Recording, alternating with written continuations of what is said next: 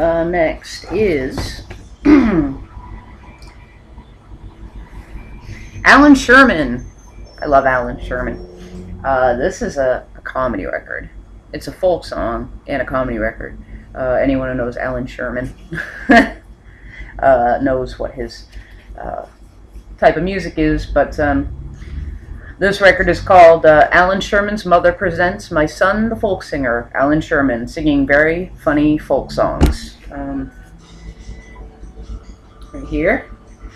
So anyone who might not recognize Alan Sherman's name, but would probably recognize him by things that he's done.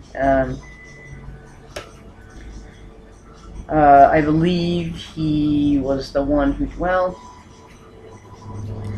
I don't know, I better not quote myself on that one until I find one of his other records, because it's been more than a decade since I've seen him, so I might get them confused. I've got a couple of different classic comedians on record that I tend to get a little confused because I haven't seen them in a long time.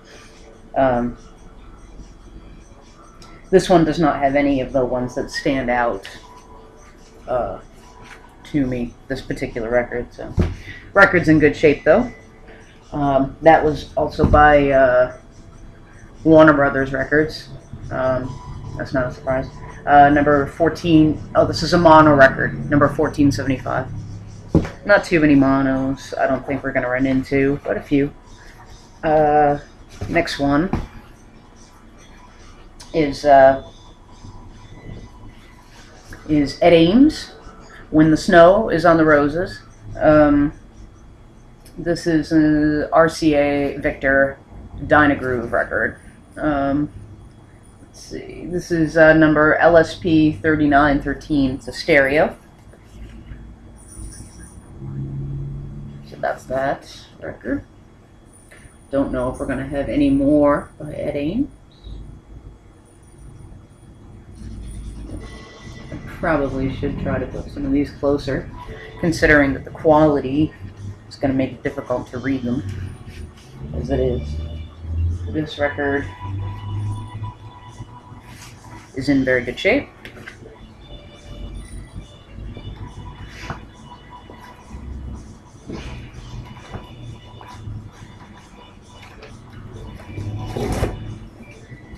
Alright, next is another Glen Campbell record.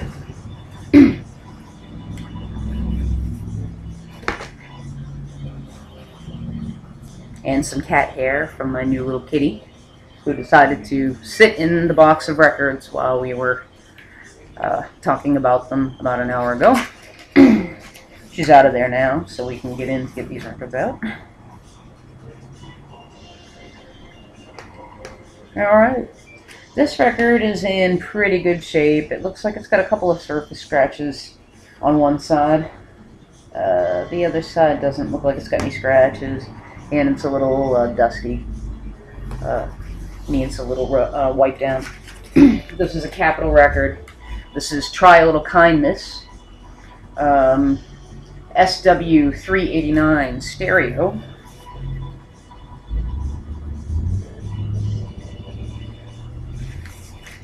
And what's the back there?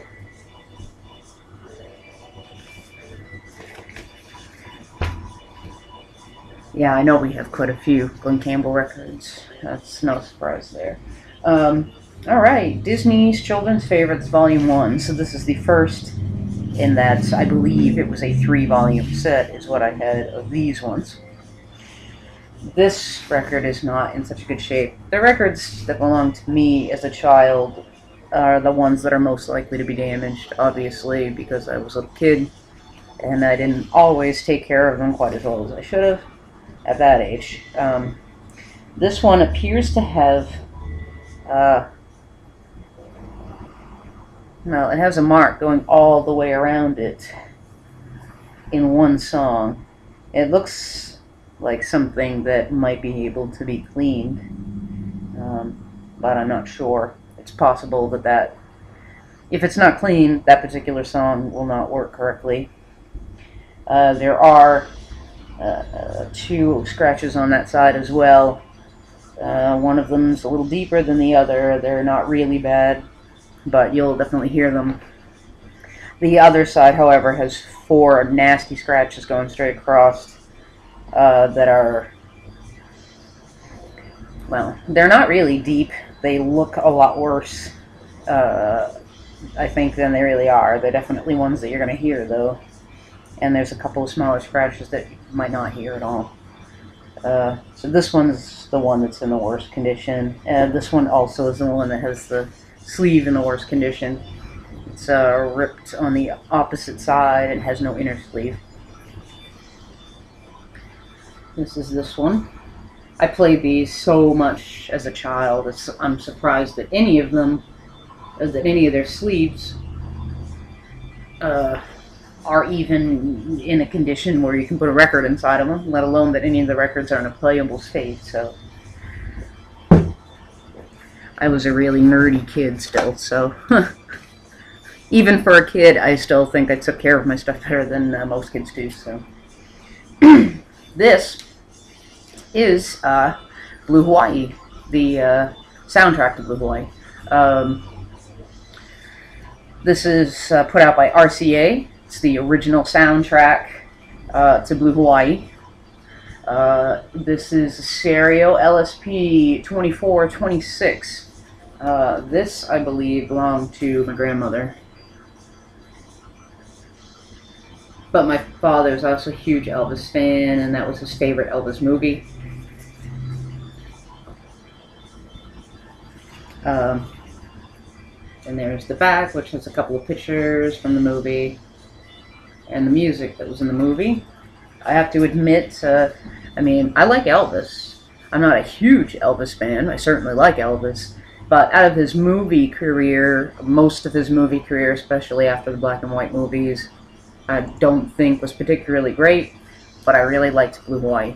I just thought it had really good music in it. I don't know, maybe I just like Hawaii. My grandmother obviously liked this because my grandparents used to go to Hawaii like every year or every other year on vacation after they retired. So, and of course it has one of my favorite Elvis songs of all time on it, which is Can't Help Falling in Love with You, obviously. If you don't know that, then there's no, you're not interested in the album anyway. This is the best of Al Martino. I have to be honest, I don't know who that is. And I do know who a lot of these vocalists are, even if they're ones I don't listen to, just because they were records that were in my house when I grew up. But I don't know all of them. This is put out by Capitol. It is a stereo.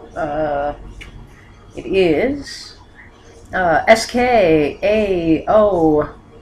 2946.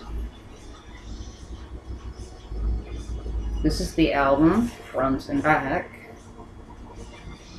Now, obviously, you see that the one thing about a number of these sleeves is that they have initial on them, either this RM initial, or they'll have my mother's name, or maybe one of my aunt's names, or for, you know, whoever they belong to originally.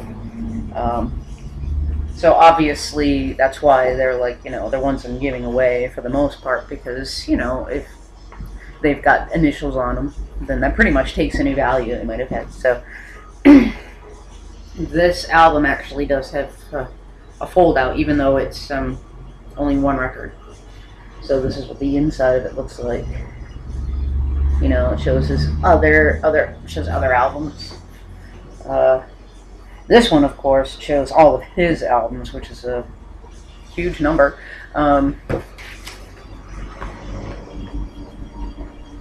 This does have a sleeve inside of it.